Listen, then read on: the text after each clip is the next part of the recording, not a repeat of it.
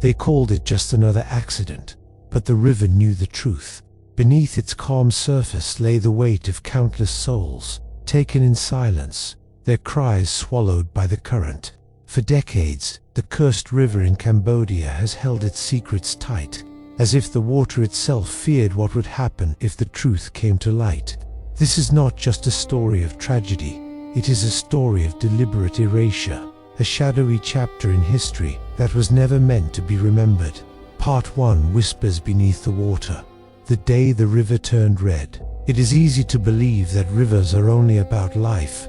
They bring water to our fields, fish to our plates, and songs to our festivals. But in Cambodia, there is one river where life and death seem to have made a pact. Locals call it Tonle Chlong's Black Vein, though its official name is forgotten by most outside the province. To the untrained eye, it is just another gentle waterway winding through the countryside. To those who live near it, however, it is a place you do not speak of after sunset. In the rainy season, its waters swell and spill into the banks, churning with brown silt. In the dry season, it becomes narrow, almost peaceful. Yet that peace is a mask. Beneath the shifting currents is a story few dare to tell. A mass drowning, so horrific that it remains a wound carved into the memory of the region. The tragedy is not marked by memorials or plaques. You will not find it in Cambodian history textbooks. The only monuments are the whispers among elders, the sudden silences in conversations, and the warning parents give their children. Do not play too close to the river. It remembers the forgotten incident. The year was the early 1980s, a time when Cambodia was staggering under the weight of war's aftermath. The Khmer Rouge regime had collapsed, but the wounds were still fresh. Villages were rebuilding from ashes, and every face carried the shadow of loss. The river was one of the few constants. People still fished in it, bathed in it, crossed it in old wooden boats. Then came the day no one could erase. Accounts differ on the exact date. Some say it was late in the rainy season. Others insist it was the first week of dry season, but all agree on the weather. The air was heavy, the sky overcast, the smell of rain lingering, though none fell. A group of villagers, mostly women and children, had gathered near the crossing point. Some were returning from market with baskets of rice and vegetables. Others were trying to get to the other side before dark. The only way across was a large wooden ferry, old but trusted, run by a man named Unchan. He had made the trip countless times, his hands as familiar with the ropes and planks as they were with his own family. On that day, however, the ferry was more crowded than usual. Witnesses said there were at least 60 people on board, along with several motorbikes and heavy sacks of grain. The river was swollen, its current faster than normal. Still, no one was particularly worried. The ferry had handled worse, but halfway across, something went wrong. The moment everything changed, one survivor, an old woman named Sray Tom, recalled in a trembling voice that the ferry suddenly lurched to one side. A loud crack echoed across the water, the sound of wood splintering. The current seized the weakened structure, twisting it. People screamed. Bags and baskets tumbled into the river. The ferry tilted violently, and then, as if swallowed whole, it went under. The water exploded with thrashing arms, bobbing heads, desperate cries. Some clung to floating sacks of rice, others to motorbikes, still sinking. The current dragged them downstream with brutal speed. Mothers tried to hold on to their children, but the river was merciless. The few who could swim fought their way to shore, coughing and crying, but most could not. Many in that era had never learned to swim, a cruel irony in a country threaded with rivers. Within minutes, dozens had disappeared beneath the muddy water, a river that does not forget. The search began immediately. Men dove into the water, dragging up lifeless bodies tangled in weeds. Some were found downstream, lodged in branches. Others never surfaced at all. Officially, the death toll was recorded as 43. Locals insist the real number was closer to 60 or even 70. Entire families were wiped out. The village school lost half its students in one afternoon. But what truly made the event infamous was not just the scale of loss. It was what happened afterward. The local authorities, under pressure from higher offices, downplayed the disaster. They said it was an unfortunate accident, nothing more. There would be no memorial, no inquiry into whether the ferry was overloaded, no investigation into whispers that the boat had been sabotaged. Some claimed that the ferry operator, Unchan, had debts with the wrong people, and the accident was a warning. Others hinted at something darker, that the river was cursed long before that day. Whispers of a curse. Long before the drowning, elders told stories about the river's appetite for lives. They said it was the site of ancient battles, where warriors fell by the thousands, their blood staining the water. In later years, it became a dumping ground during the Khmer Rouge years, when the regime executed enemies and let the river carry them away. One particularly chilling legend spoke of Nikta Priya Tope, the guardian spirit of the river. According to the tale, the spirit demanded offerings each year, and if not given, it would take its payment in human lives. In the months before the ferry tragedy, the village elders had tried to organize a small offering ceremony, but the new authorities, eager to modernize and erase superstition, forbade it.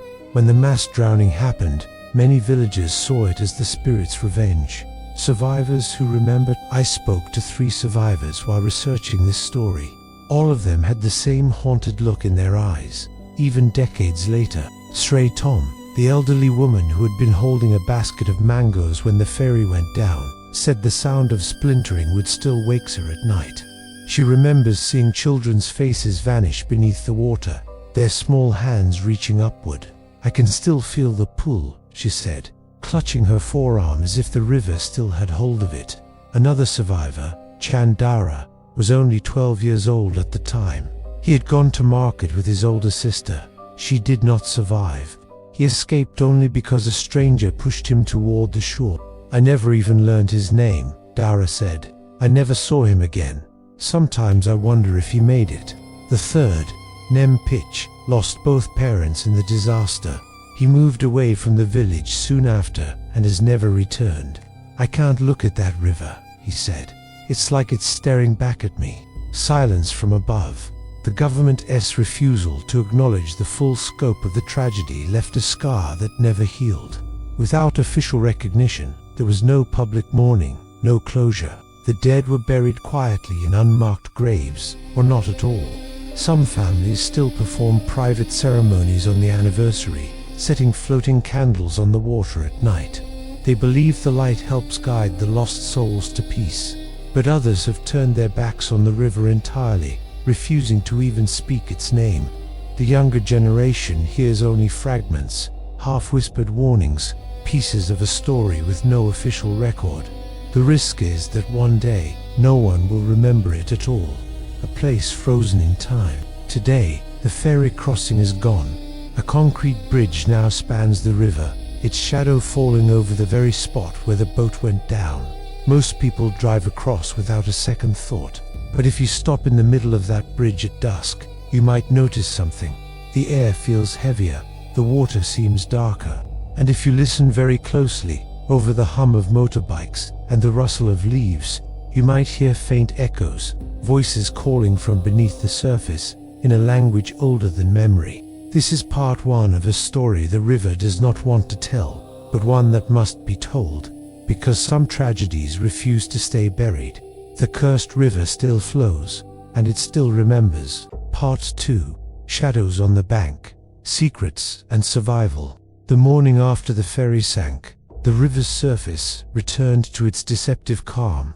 To anyone passing by, it was just another stretch of water, reflecting the sky and the low-hanging mist. But for the villagers who had survived, the river carried the weight of a horror that no one else seemed willing to acknowledge.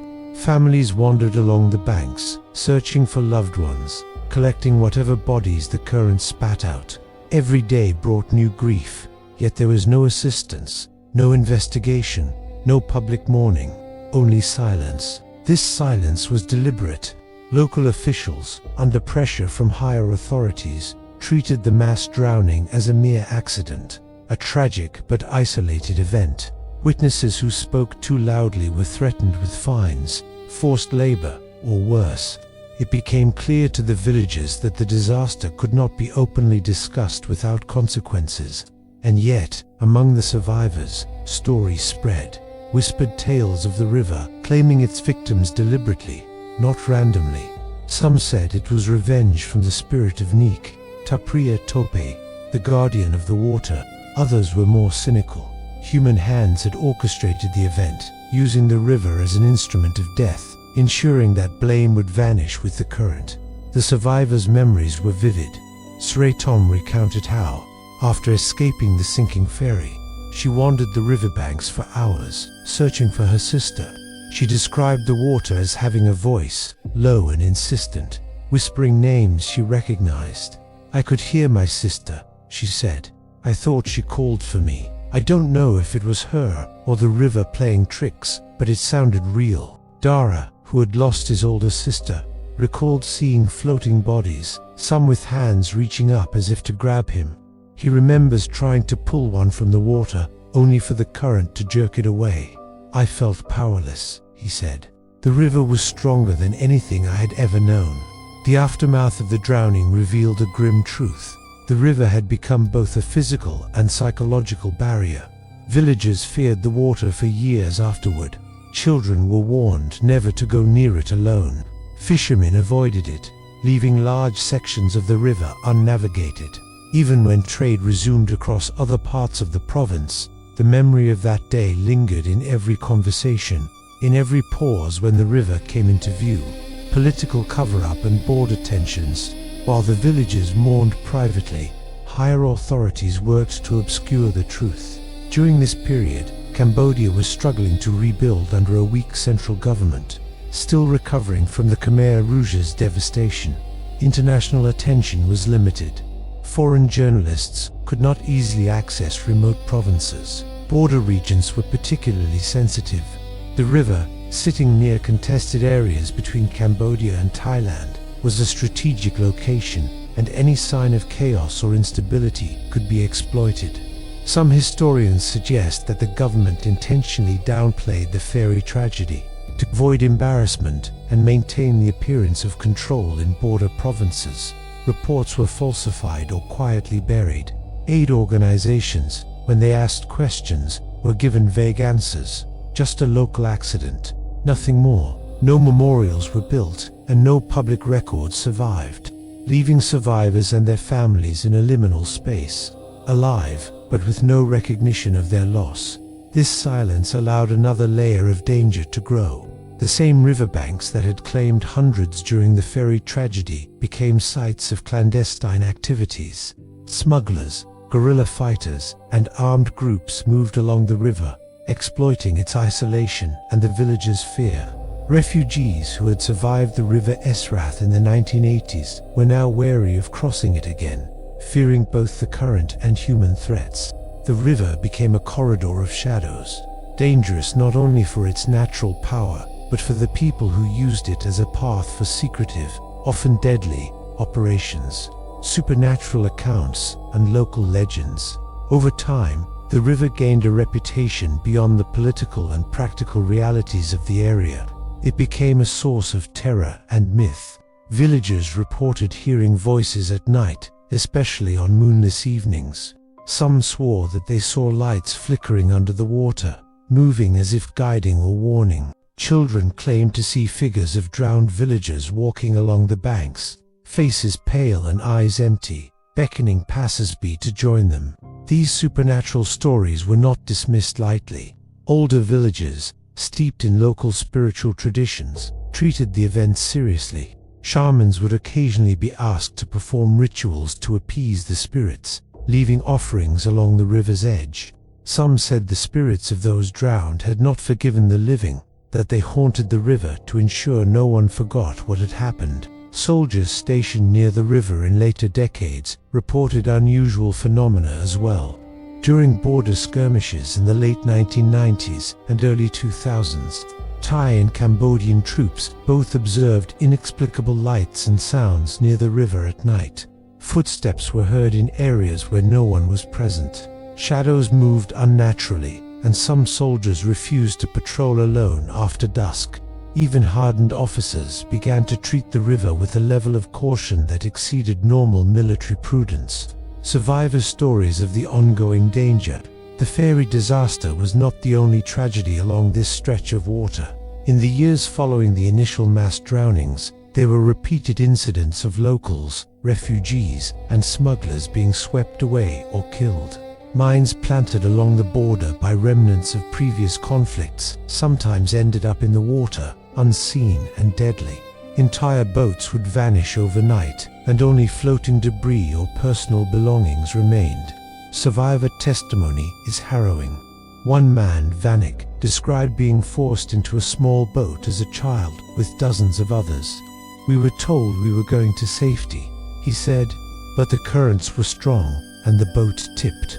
I watched friends drown. Their faces, I cannot forget them. They call to me still." Another Fala recounted seeing a floating child in the river years later, a figure from her nightmares, though no one else saw it. These stories, whether literal or imagined, reinforced the river's reputation as a cursed place. The river as a border and battlefield. The river's location near the Cambodia-Thailand border added another layer of danger. From the late 1980s through the early 2000s, the area saw ongoing disputes over territory, resources, and political influence. The river was a natural boundary, and both sides occasionally deployed patrols, checkpoints, and armed units along its banks. Refugees, smugglers, and villagers had to navigate not only the treacherous waters, but also the presence of heavily armed men. Crossing the river became a calculated risk. One misstep could mean drowning or death at the hands of a soldier. During the pre-Refugee conflicts between 2008 and 2011, the memory of the river's dangers returned. Soldiers stationed near the river reported increased supernatural sightings and an unusual sense of unease. Villagers refused to enter the river at night, and even during the day, small boats were avoided. Stories of ghostly figures from previous drownings resurfaced, amplified by the anxiety of modern military presence. The river had become a repository of collective trauma, where past and present tragedies intertwined. Environmental and psychological legacy. The repeated tragedies left more than human scars. The river itself changed over time. Debris, uncollected bodies, and remnants of military activity affected its flow. Sandbanks shifted unnaturally, creating whirlpools and undercurrents that even experienced fishermen could not predict. Local wildlife was affected as well. Species that once thrived along the banks vanished or became wary of human activity. Psychologically, the river haunted the region. Survivors lived with survivors' guilt, recurring nightmares, and anxiety. Villagers warned one another about strange occurrences, teaching children from a young age that the river was not merely water. It was a keeper of memory, punishment, and justice. The stories were passed down orally, and each telling added another layer of dread, a place that cannot be forgotten. Despite official silence, the river's story persisted. Scholars, historians, and journalists who managed to visit the area collected oral histories. Even without written records, the survivors' testimonies created a compelling narrative of mass death, political negligence, and enduring fear. The river stands as a testament to the complexity of human cruelty, how natural elements, human ambition, and spiritual belief can converge to produce a site of haunting tragedy. Efforts to document the river are ongoing. Local NGOs conduct workshops on memory preservation, collecting survivor accounts and teaching children about the river's history. Some international organizations have recognized the trauma, offering counseling and support for descendants of those lost. Yet, much remains hidden. The river continues to flow, indifferent to human memory, carrying the stories of the drowned beneath its surface. The cursed river is not only a place of water and memory, its shadows stretch beyond the banks, reaching into the mountains, forests, and temples of northern Cambodia. In Part 3, we will follow the river's influence into the jungle ruins of Tamon and Ta Krabet, where the spirits of the drowned are said to linger, and where the next chapter of human conflict unfolds. Soldiers, refugees, and villagers all recount encounters that blur the line between history and the supernatural. The river may have claimed their bodies, but it cannot claim their stories. The journey continues. The river's whispers carry forward, a chilling prelude to the Temple of Shadows. It is a story of survival, fear, and the unyielding force of memory, both human and spiritual. Those who cross its banks today do so with caution, aware that the water remembers and that some tragedies refuse to be forgotten. Part 3: The Temple of Shadows. Echoes of the forgotten beyond the banks of the cursed river, where water meets forest and history is etched into every stone, lie the ruins of Timon and Takrabad. These temples, ancient and weathered, have stood for centuries as sanctuaries of faith, reflection, and artistry. But in the shadow of the cursed river's tragedies, they became more than sacred sites. They became witness to human ambition, conflict, and suffering that stretches far beyond the stone walls. The journey from river to temple is not long in distance, but it is immense in memory. Survivors of the river's drownings often move toward the jungle in search of safety, only to encounter new dangers. Dense foliage concealed treacherous cliffs, hidden ravines, and remnants of past conflicts, landmines, traps, and abandoned outposts left over from regional skirmishes. For villagers, navigating these areas required knowledge passed down by elders. For soldiers, it demanded constant vigilance, patience, and respect for the land itself. During the pre-Avihir border disputes between Cambodia and Thailand from 2008 to 2011, the temples took on a different role. Timon and Takrabad were no longer solely spiritual havens. Their strategic positions on ridges overlooking valleys made them ideal for surveillance, ambushes, and fortified positions. Cambodian forces used the temples to monitor troop movements, while Thai units sought control of surrounding high ground. The ancient stone became a backdrop to a modern war. Gunfire echoed through the corridors, artillery shook the terraces, and the sound of helicopters slicing through foggy mornings added a mechanical menace to the natural serenity. Soldiers stationed there reported unsettling experiences: footsteps in empty halls, shadows that shifted against the carvings, and whispers that seemed to come from the walls themselves. Some dismissed these as hallucinations, the product of exhaustion and stress. Others swore they were the lingering presence of those who had perished in the river below. Villagers told stories of seeing figures in the mist, clothed in rags, faces pale and hollow-eyed, wandering through the ruins. Children claimed to see lights flicker in temple alcoves with no source. Refugees described hearing voices calling names from the depths of the forest, guiding or warning them as they moved through the area. These tales, often dismissed as superstition, persisted because they echoed the collective trauma of the region. Shamans and local spiritual leaders played a significant role during this period. They performed rituals to honor the dead of the cursed river and to seek protection for those navigating the temples.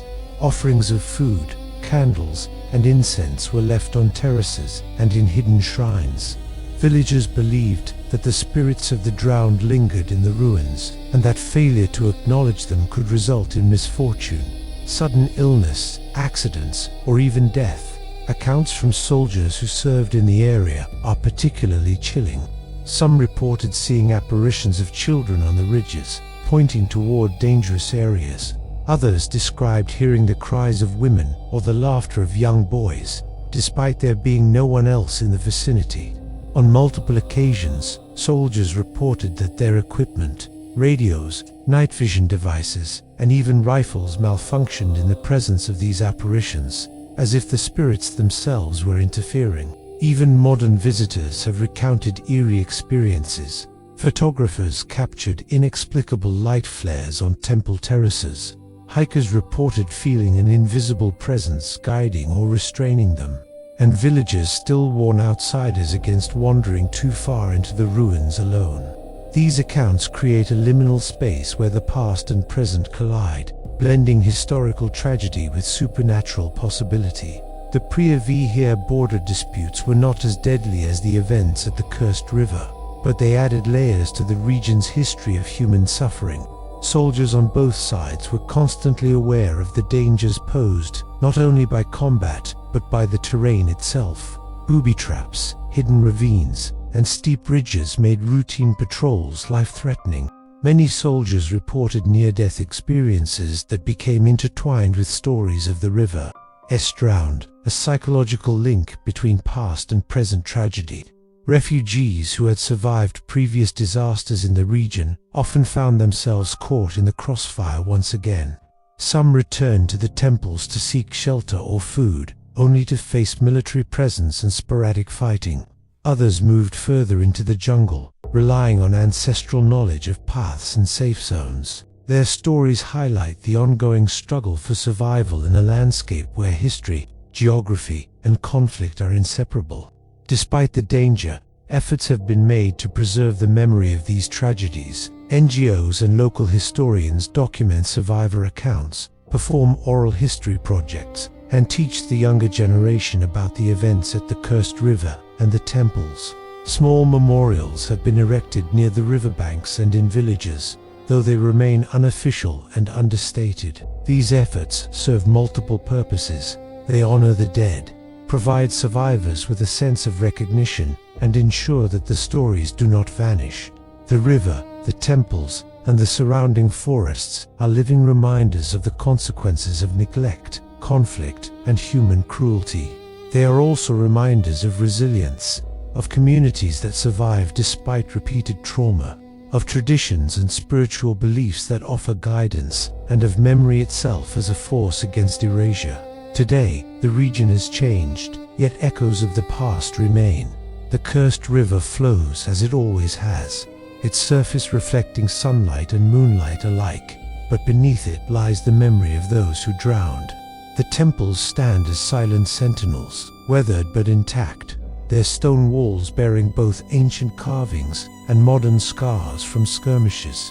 Visitors often report a sense of unease upon entering the temples or approaching the river. Even those who do not believe in spirits speak of a heaviness in the air, a tension that is difficult to explain. Locals continue to leave offerings, perform rituals, and tell stories, ensuring that the river and the temples remain more than mere geographical features. They are sites of living memory, where the past is present, and the dead continue to speak through whispers, shadows, and silence. The lessons of the Cursed River and the Temple of Shadows are clear. Human tragedy leaves marks that cannot be erased by time or authority. Even when official records ignore the dead, when memorials are absent, and when politics suppress the truth, memory persists. It lives in the eyes of survivors, in the stories of villagers, in the very waters that once claimed so many lives, and in the stones of temples that witnessed both devotion and violence. As we leave the banks of the Cursed River and the shadowed corridors of Timon and Takrabai, we carry with us the weight of what has been lost. This is not merely history, it is a lesson about human neglect, the enduring power of memory, and the intersection of life, death, and the supernatural. Some rivers hide their secrets, some temples guard their mysteries, but when we pay attention, they speak, in whispers, in echoes, and in the silence that follows tragedy. Until next time, stay safe, and see you in the next Frozen Histories video, where more untold stories and chilling truths await.